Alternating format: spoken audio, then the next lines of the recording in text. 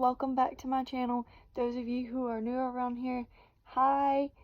Make sure you comment down below and let me know who all my new subscribers have been lately. And don't be scared to say hello because your girl's gonna talk to you.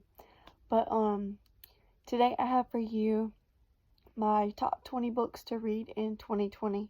And these are in absolutely no order whatsoever. Last year I managed to read, I believe it was 306 books exactly, and I did not do any type of wrap up, nothing of that sort. But I did miss one book from my top 19 to read in 2019, and that was Violent Ends. So I may try to read that as well as these 20 books, just so I can say that, hey, I did end up completing them eventually. But like I said, guys, these are in no particular order. And there are 20 books here in which I have owned for quite some time. Basically what I'm trying to do this year, not trying to do the 0 by 2021 because, you know, that's 108 books. I can push myself to do it, but I'm in the process of moving again. I am going to be moving in with my boyfriend, starting a new job this coming Thursday on the 9th. It'll be my first day there. Same job, but just a different store, different environment. But without further ado, I am going to get started on these lovely books. The first book that I have for you guys is actually Magana, and I have no idea what these books are about because I've had them forever. I feel really bad, but I'm trying to get my physical pile down as much as possible. And all I know is it's supposed to be a fantasy. That's all I know. It's bad to say, but I have Magana. Then I have a book that Sydney and I may still possibly buddy read. Not too sure. Hey Sid, I know you're watching this. Comment or text me and let me know if you're still wanting to buddy read this with me. But that is The Immortal List by Chloe Benjamin. Basically, it's 1969, New York City, and these people are finding out that they have powers. And it sounds like it's going to be really, really interesting. I kind of want to pick it up soon because, I mean, look at the cover for one, y'all. Like, that's gorgeous. I mean, I know they have the little uneven flap here, but, like, right there. But this book is freaking gorgeous, and the concept just seems really interesting, and it's got like a whole bunch of different characters in it that kind of find out together, basically, as what I'm glaring at the back of this book and trying to figure out what's going on with them. Then I have Out of the Easy by Ruta Sepetys. As you guys know, she just came out with her newest book, Fountains of Silence. I own that one as well as Salt to the Sea too. And I haven't read Salt to the Sea, haven't read Fountains of Silence, and I haven't read this one yet. So I'm going to start out with this one and then gradually get to her newest book. But if you guys don't know, she is a historical fiction writer. And it's set in 1950 New Orleans. And that's all I know about this one too. This year, I think I'm probably just going to try to go into books blind because those that I know stuff about or that I remember little bits about, they kind of confuse me once I get going because I'm like, wait, what? That's not supposed to be about that. That's supposed to be about something else. But then I have a book that I got in a book unboxing a long time ago, y'all. Like the beginning of last year. And I was kind of upset about it because we ended up getting the same book in two different boxes. This one I got in the Owl Crate, and the other one I got was in the Once Upon a Book Club unboxing video that I think I did. And that is Amber and Dusk by Lyra Celine. Once again, know absolutely nothing about it. Know that it's fantasy, and that's it. Then I have The Unexpected Everything by Morgan Matson, a book about best friends and dogs. That's basically all I know. Like I was saying, guys, that's basically all I know about this book. I know, and y'all obviously know too, Morgan Matson is a very popular author. And I've read Since You've Been Gone by her. Haven't read this one. Haven't read Save the Date yet, or Since You've Been Gone. So I'm trying to work on her books as well. You're going to see another one of her books in this video. But this one is like 500 pages, y'all. Like, what possessed Morgan Matson to write a 500-page book? Your girl just don't know. And the next book I have is by Sarah Dessen. And I know she's been getting a lot of hate here recently. But I own a lot of her books in these gorgeous paperback forms. And this one is Along for the Ride. Basically it says, up all night, nights have always been Auden's time, her chance to escape everything that's going on around her. Then she meets Eli, a fellow insomniac, and he becomes her nocturnal tour guide. Now with an endless supply of summer nights between them, almost anything can happen. So this is, you know, typical YA romance book. Something lighthearted. And I feel like I'm probably going to need that a lot this year, because your girl is about to get busy again. Then I have The Revolution of Bertie Randolph by Brandy Colbert. I started reading this last year, and I made it 26 pages in. Just the main character was killing my nerves. Something serious. And I haven't picked it back up yet, but it is on this video. Is included in this video. It is written down in my bullet journal for the year. And your girl's going to finish it because it's short. And I already have it tabbed out too for like 100 pages a day. So like I'm going to finish it. I just have to push myself. Then I also have another contemporary that has been on my shelf, I feel like 5 ever. And that is Am I Normal Yet by Holly Bourne.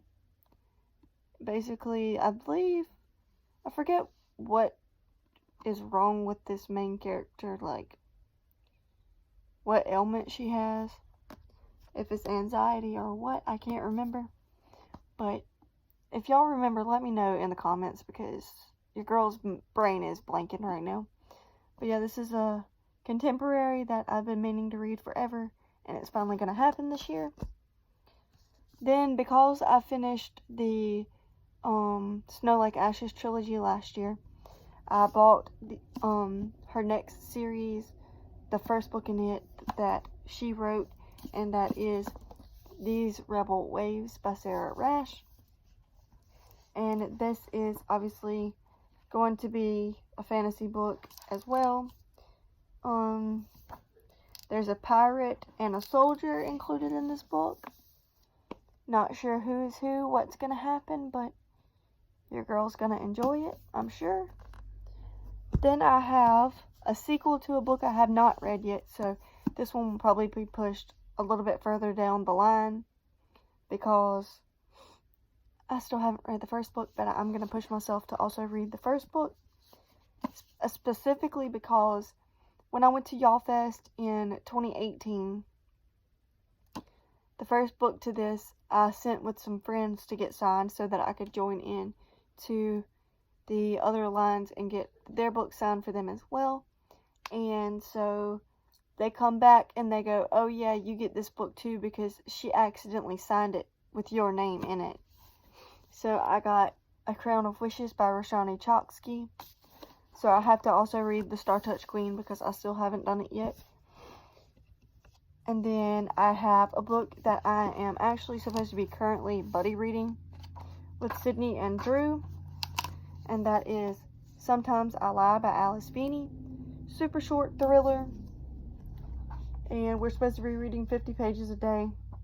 But honestly, I don't believe any of us are currently still reading this. Maybe Sydney is, but not as often because she's busy as well. But it's like 300 pages. Then I have a book that I picked up at Y'all Fest for free. And it is also super duper short. And that is Never That Far. And honestly, I don't know what it's about. something about the girl's grandpa dies, and then something happens, and stuff happens from there, I guess. I'm not sure. Then I have a couple classics on my list. First one being Dracula by Bram Stoker. Everybody already knows what this is about, basically. If you don't, where have you been with your life? What hole are you living in because your girl needs to come join you? Then I also have this last classic on my list. I am still currently reading it on Goodreads. It's still on my shelf, I believe. And I am only 85 pages in still. But that is Jane Eyre by Charlotte Bronte. Loved it as far as I have gotten, obviously. But I just still haven't continued on with it. And yes, your girl is fully annotating this copy because I have a collector's edition sitting over here on my dresser. Then the next book is also a sequel, but I have read the first book to this one, and I did really enjoy it. It just took me a while to get through it, and that is The Last of August by Brittany Cavallero. It's a sequel to A Study in Charlotte. If y'all haven't read it yet, get on it. It's basically Sherlock Holmes and like a young adult setting, might as well say. The next one is also a contemporary, and it's by Christina June. I read one of her, Nowhere But Here. It's the purple one of hers that she came out with last year. It was super good. I really enjoyed it, so I bought her other two books. The other one is actually right over there on the other side of that pop, but this one is Everywhere You Want to Be. I know nothing about it, just that it was about her. I really enjoyed her writing, so I bought her other two books. The next book I have, you guys are going to be super excited about, hopefully, even though I've heard some mixed things about it. And that is Ninth House by Leigh Bardugo. I finished her Six of Crows duology last year. I have King of Scars right down here below the camera. And so I have Ninth House as well. So King of Scars and this one are the only two books I own that I have to read by her. And I figured I would go ahead and start with this one first, since it's getting a lot of publicity. Then, whenever I went shopping with my cousin for my birthday last year, we went in the bargain section in Books A Million, and I came home with Jane Unlimited by Kristen Cashore, and y'all, I love this cover. Like, I know it's flashy, but I love it. It changes colors. I know nothing about it. It just, like, the tagline says, if you could change your story, would you? And then,